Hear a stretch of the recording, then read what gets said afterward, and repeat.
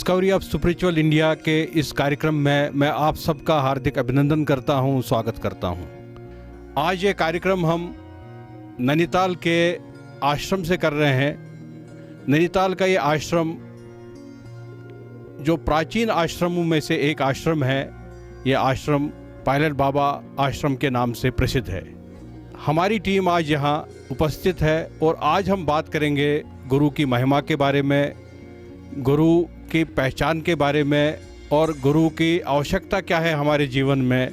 आज हम इस पर चर्चा करेंगे आज के इस कार्यक्रम में। हमारे साथ में मार्गदर्शन देने के लिए महामंडलेश्वर महायोगी पायलट बाबा जी हमारे साथ में उपस्थित है। मैं सबसे पहले पायलट बाबा जी को प्रणाम करता हूँ। बाबा जी, गुरु की महिमा हमारे शास्त्रों में कही गई है और ये कहा गया है कि गुरु जो है वो साक्षात शिव है, महेश है, वो विष्णु है, वो ब्रह्मा है। तो सबसे पहले आप हमारे दर्शकों को ये बताइए कि गुरु की आवश्यकता क्यों है हमारे जीवन में, हमें गुरु क्यों मनाना चाहिए। गुरु का अर्थ होता है अज्ञानता से ज्ञान की ओर जाना। हर जीव में अगर ज्ञान का विकास हो जाए, हम तो मनुष्य हैं, यह कोशिश किया गया कि हर मनुष्य को ज्ञान हो जाए, संसार के बारे में, व्यवस्था के बारे में, संसार के चलाने के बारे में, संसार की उत्पत्ति के कारण क्या है, संसार कैसे उत्पत्ति हुआ है, इसका जिसको ज्ञान हो जाए, बोध हो जाए, उसको गुरु कहते हैं। आपको सहज भाषा में हमें अज्ञानता से ला करके ज्ञान की ओर छोड़ देता है, उसको गुरु कहते हैं। गुरु व्यक्ति नहीं है, गुरु ज्ञान है। व्यक्ति एक माध्यम है, किसी व्यक्ति के माध्यम से हम परिचय प्राप्त करते हैं कि गुरु है, लेकिन एक्चुअली हम व्यक्ति ने जो प्राप्त किया है, अनुभव किया है, उन अनुभवों के आधार पर उसके ज्ञान को हम लोग गुरु मानते हैं। बाबा जी, यहाँ पर दो हमारे जीवन में कुछ तो आध्यात्मिक गुरु की आवश्यकता रहती है और हमें भौतिकवाद के लिए भी गुरु की आवश्यकता है। सभी क्षेत्रों में। तो हर क्षेत्र में गुरु है कि सिर्फ आध्यात्मिक क्षेत्र में ही गुरु? हर क्षेत्रों में गुरु का महत्व हर क्षेत्र में है। एक छोटा सा साइकिल चलाने से, रिक्शा चलाने से लेकर के हमें मोटर कार, जहाज, हवाई जहाज, खेती बाड़ी करने तक गुरु की हमें जरूरत है। और यह गुरु आत्मा का जो गुरु होता है, ज्ञान का जो गुरु होता है, वो मोक्ष मुक्ति प्राप्त करने का माध्यम होता है। और वह गुरु जो होता है संसार में कैसे जीने की कलाओं को प्राप्त कर सकें, जीने की कलाओं को हम कैसे एक दूसरे को ट्रांसफ़र कर सकें, तो उसमें transformation of thought, transformation of energy और ट्रांसफॉर्मेशन ऑफ कलाएँ हैं। और इसमें मोक्ष मुक्ति प्राप्त करने की कलाएँ हैं। दो प्रकार गुरु होते हैं। बाबा जी, इसमें जैसे जो भौतिकवाद में हमारे गुरु रहते हैं, तो उनको आमतौर पर हम टीचर्स का नाम देते हैं या मास्टर का नाम देते हैं, और जो आध्यात्मिक क्षेत्र के गुरु हैं उनको सचमुच हम बताते हैं ये गुरु है हमारे जीवन में, ये कुछ हमारे को आगे सहज भाषा में उन सबों को भी गुरु कहा जाता है। ये मास्टर इत्यादि तो एक यूजफुल लैंग्वेज है। हम भिन्न भिन्न समय पर भिन्न भिन्न तरह की सभ्यताएँ आई, भिन्न भिन्न तरह की भाषा है, उसका प्रभाव पड़ता गया और हमने उस गुरु शब्द को मास्टर के रूप में, टीचर के रूप में हम सब अपनाते हैं। लेकिन मकसद कहने का वही है कि अगर कोई चीज़ हम किसी से प्राप्त करते हैं, जिससे हमने प्राप्त किया उसको हम गुरु कहते हैं, और जिसने प्राप्त किया उसको हम लोग शिष्य कहते हैं। आपको चाहे संसार में जीने की कला हो, चाहे ईश्वर की प्राप्ति की कला, दोनों में गुरु ही कहे जाते हैं। सबसे जो इम्पोर्टेंट फैक्टर है वो that is identification of A Guru. How to identify a Guru, how a common man can come to conclusion that this person is fit for guru? कोई हो, let it be anyone. We are human being and we have IQ, intuitions, we have imagination, we have visions. हमें सोचने की, विचार करने की, निर्णय लेने की क्षमता है, हमें आपको प्राप्त है। हम किसी को उसके गुणों को देख करके, किसी को उसके सिद्धियों को देख करके, किसी को उसके प्रेम को देख करके, भक्ति को देख करके, विश्वास को देख करके हम गुरु बनाते हैं। गुरु हम उसी को बनाते हैं जिसमें कुछ कला हो। गुरु हम उसी को पसंद करते हैं जो हमें कुछ देता हो। बाबा जी, जैसे हमने देखा है गुरु तो बहुत सारे मिलते हैं। अब भारत की अगर हम बात करेंगे तो हर क्षेत्र में गुरु है। आपने जैसे कहा कि भौतिकवाद में भी गुरु है और आध्यात्मिक फील्ड में भी बहुत सारे गुरु है। तो एक जो आम मनुष्य होगा उनको कैसे ये समझ आएगा कि उनके लिए कौन सा गुरु सही है, किस गुरु का मंत्र लेना चाहिए, किस गुरु का उनको उपासना करनी चाहिए, और कैसे गुरु वो समझ ले कि कौन गुरु उनके लिए सही है? हमारे आपके अंदर में कुछ ऐसी कलाएं हैं परख करने की, जो मन की परख है और जो दिल का परख है। हम जिसको दिल से चाहते हैं, जिस दिल से मान ले तो उसको गुरु बनाते हैं। मन तो आपको बुद्धिजीवी है, इंटेलेक्चुअल है, सोच विचार करके मन नहीं चले, क्योंकि मन हमेशा अपने स्वार्थ के लिए काम करता है। एक हमारा आपका हृदय ऐसा वस्तु है जो आपको, जिसको मान लेता है, जिसको स्वीकार कर लेता है, जिसके प्रति समर्पण हो जाता है, उसको गुरु स्वीकार कर लेता है।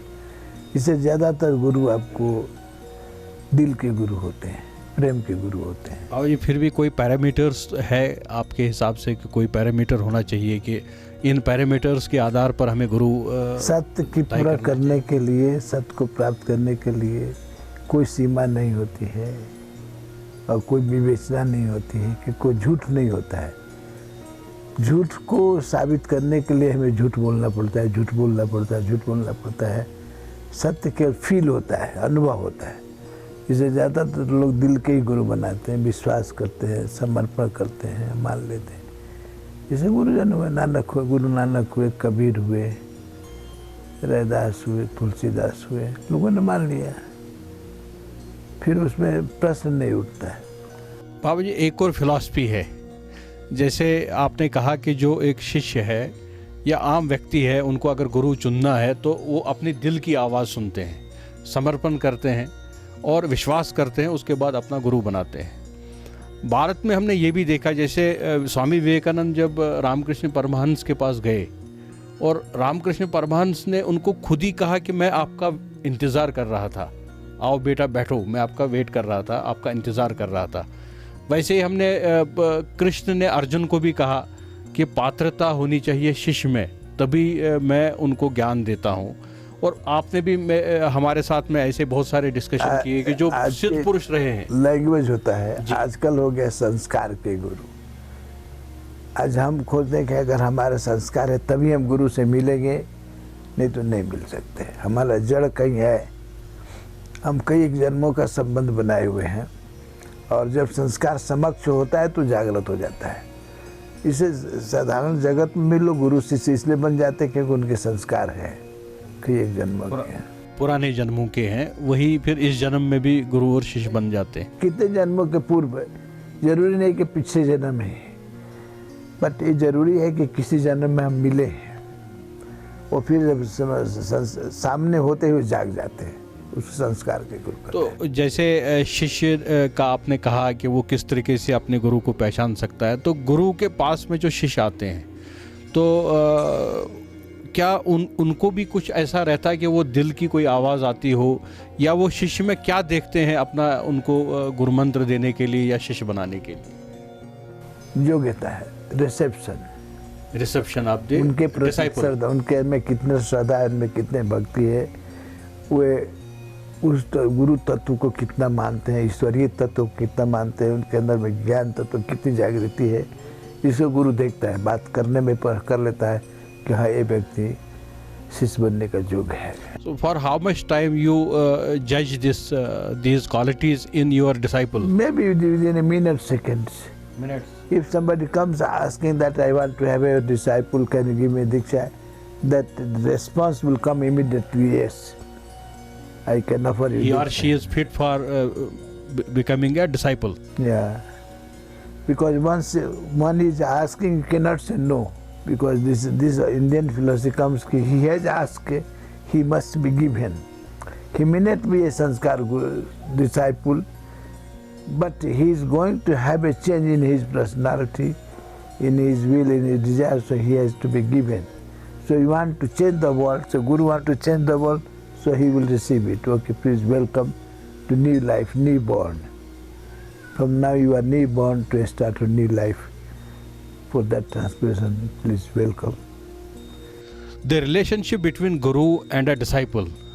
What is the lifespan of this relationship? Is it for this life only, for 1 year, 2 years, or this life, or for... If you are talking about a Sadguru, then it is a relationship in between both, till he is not going to realize we have a relationship to continue. A person who is going to ask, please be my master, then master has to think that please be my disciple till you are not realized. So this can be continued, a span of life. This span of relationship can be continued next life also. It will continue till the disciple is not realizing the God. Master is responsible to take him birth. Master is responsible to make him to again come in the life to going for the realization, going for the enlightenment. अभी तक हमने महामंडलेश्वर महायोगी pilot बाबा जी के साथ में 3 बिंदुओं पर discussion किया, चर्चा की। एक तो हमने ये समझा कि एक गुरु बनाने के लिए आवश्यकता क्या है, और महाराज जी ने कहा कि गुरु बनाने की आवश्यकता इसलिए होती है क्योंकि उनके पास एक्सपीरियंस रहता है। एक शिष्य की जो लाइफ है वो बहुत स्मूथ चले, आसानी से चले, इसलिए गुरु की ज़रूरत है। और गुरु हमारे को हर फील्ड में चाहिए होता है। हमें पढ़ाई करना हो तो गुरु की आवश्यकता है, हमें गाड़ी चलाना सीखना हो तो गुरु की आवश्यकता है, हमें कोई भी भौतिक मटेरियल वर्ल्ड से कोई भी काम करना हो, we need a Guru. Same अगर हमें परमात्मा की प्राप्ति करनी हो, आध्यात्मिकवाद में जाना हो, तो इस क्षेत्र में भी गुरु की आवश्यकता है।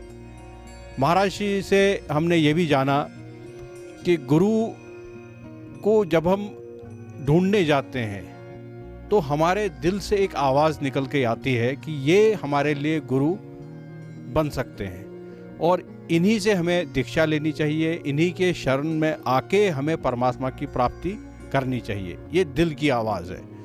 और जो क्वालिफिकेशन इन्होंने कहा कि जो शिष्य की भी ऐसा है कि जब कोई शिष्य गुरु के पास आता है तो गुरु को भी समझ आता है कि ये शिष्य हमारे लिए पात्रता रखता है कि नहीं रखता है। वो उनको कुछ मिनटों में ही समझ आ जाता है कि इनको गुरु मंत्र देना चाहिए, नहीं देना चाहिए, इनका कितना समर्पण भाव है, ये कितना विश्वास करते हैं, और ये जो गुरु और शिष्य का आपस में संबंध है ये सिर्फ इस जन्म तक नहीं है, जन्म जन्म तक रहता है। तब तक रहता है जब तक शिष्य को परमात्मा की प्राप्ति न हो, उनको परमात्मा का रियलाइजेशन ना हो और दर्शन ना हो। इस कार्यक्रम को हम यहाँ पर छोटे से एक ब्रेक के लिए रुकना पड़ेगा। ब्रेक के बाद में हम पायलट बाबा जी के साथ में इस कार्यक्रम को आगे जारी रखेंगे।